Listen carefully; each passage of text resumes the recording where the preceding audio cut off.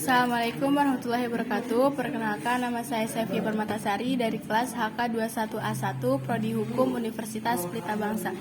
Di kesempatan kali ini saya akan menjelaskan tentang mata kuliah pengantar Hukum Indonesia dengan materi Hukum Administrasi Negara. Langsung saja, yang pertama, apa sih yang dimaksud dengan hukum administrasi negara?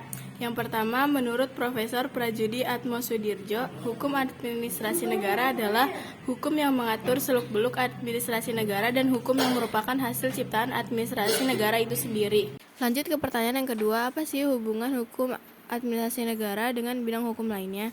Menurut skema Van Vollenhoven, berdasarkan teori residunya, kita dapat menelaah lebih jauh batasan hukum administrasi negara dengan bidang hukum lainnya.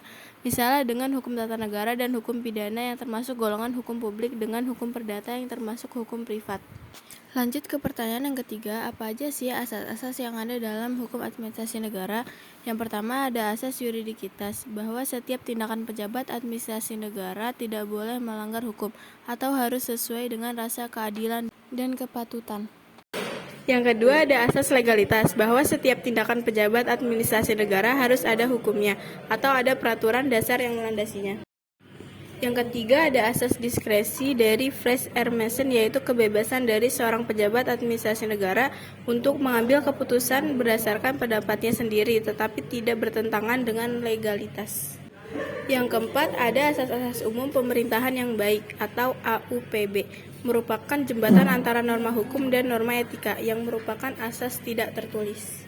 Lanjut ke pertanyaan yang keempat, cara memperoleh wewenang pemerintahan oleh pejabat administrasi negara dapat dilakukan melalui yang pertama atribusi, yaitu pemberian wewenang pemerintah yang baru oleh suatu peraturan perundang-undangan untuk melaksanakan pemerintah secara penuh. Yang kedua delegasi, yaitu suatu pelimpahan wewenang yang telah ada yang berasal dari wewenang atribusi kepada pejabat administrasi negara secara tidak penuh. Yang ketiga ada mandat, yaitu pemberian tugas antara mandans atau pemberi mandat atau menteri kepada mandaris penerima mandat atau dirjen atau sekjen untuk atas nama menteri melakukan perbuatan keputusan administrasi negara. Cukup sekian yang dapat saya sampaikan, kurang dan lebihnya mohon dimaafkan. Terima kasih. Wassalamualaikum warahmatullahi wabarakatuh.